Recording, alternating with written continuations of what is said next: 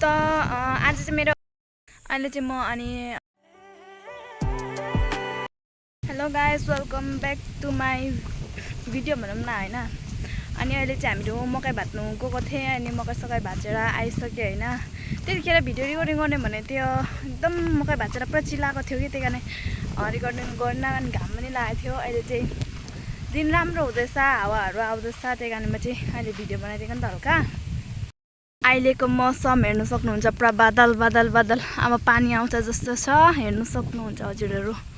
So अहिले चाहिँ म गाई गोरु लिन आएको भनौँ न, गाई गोरु लिन आएको थिएँ अनि मकै पनि भाँचे त सकेन, अलिकति भाँचे 12 बजीदेखि भाँचेको नि त हामीहरूले, त्यही कारण सकेन। हेर्नु सक्नुहुन्छ पानी नै पर्न थाल्यो हो। म चाहिँ गाई गोरु बाँध्नु भनेको पानी आउनु थाल्यो हल्का हल्का।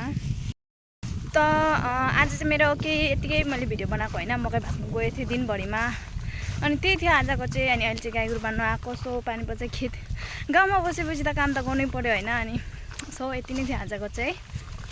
हाम्रोतिर चाहिँ त अहिले एक किबारमा सबै काम हुनु आँटेको छ कि, मतलब अदुवा गोड्नु भयो, धान गोड्नु भयो, अनि मकै भाँच्नु भयो, सबै एकैचोटि भएको छ। अनि पुरा काम भ्याइनभै छ क्या आजकल चाहिँ। मतलब अहिले चाहिँ खेतीमा बस्यो भने त काम त गरिहाल्नुपर्छ होइन। अब खेतीमा त अब काम गर्नुको लागि त खेतीमा बसेको, अनि काम गरेर आज त पुरा गलेको छौँ। अनि चाहिँ पानी पर्दैछ, हल्का हल्का पर्दैछ, अनि गाईहरू चाहिँ अगाडि जाँदैछ, म चाहिँ पछाडि पछाडि आउँदैछु। अहिले चाहिँ म अनि अब गाई गोरु बाँधेँ, अनि भात बनाएँ, अनि नुहाइ धुवाइ गरेर अहिले चाहिँ म फ्रेस भएर यतातिर आएको छु। खास गरमा म यहाँ किन आएको भन्दाखेरि हेर्नु सक्नुहुन्छ पछाडि बाख्रा लिनु आएको। अनि अहिले चाहिँ म नुहाइ धुवाइ गरेर अनि बाख्रा ल्याउनु आएको, हेर्नु सक्नुहुन्छ। आजको मेरो भ्लग चाहिँ यति नै हो होइन। अब बनाउनु पनि के बनाउनु अरू त नि यति नै। अब दिनभरिको आज यति काम गऱ्यो।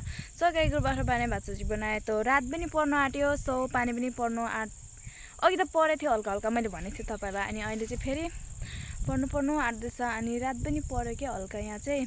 अनि यति नै हो आजको भ्लग चाहिँ, बाई बाई। अनि प्लिज़ गाइस मेरा 10K कंप्लीट करा दो ना फॉलोअर्स, क्योंकि ना जब तक 10K नहीं होगा मेरा सब्सक्रिप्शन नहीं मिलेगा हमको, इसलिए please guys. So bye bye.